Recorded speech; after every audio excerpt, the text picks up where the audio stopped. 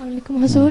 میں نے یہ سوال پوچھنا تھا کہ جو خدا تعالیٰ کے نبی جو ہیں ان کے سارے نبی وہ افریقہ اور ایسے عرب کے ملکوں میں کیوں زیادہ تھے, وہاں کیوں آئے؟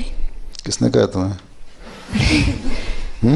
نہیں, صرف تم یہ کہہ سکتی ہو جن انبیاء کی نون ہسٹری جو ہے یا نون انبیاء جو ہیں جن کی ہسٹری ہم تک پہنچی ہے وہ مڈل ایسٹ اور فلسطین اور اس علاقے کے زیادہ ہیں. جی. لیکن اللہ تعالیٰ تو قرآن شریف میں کہتا ہے کہ میں نے ہر قوم میں نبی بھیجا ہے. ہاں, حضرت کرشن ہیں ہندوستان میں جو ہوئے, حضرت وسیم علیہ السلام لکھا ہے وہ بھی نبی تھے. چائنا میں کنفیوشس کا تھا وہ بھی نبی تھے. اور اسی طرح جو بدھسٹ ہیں ان کے بعد بدھ تھے وہ بھی نبی تھے ہیں.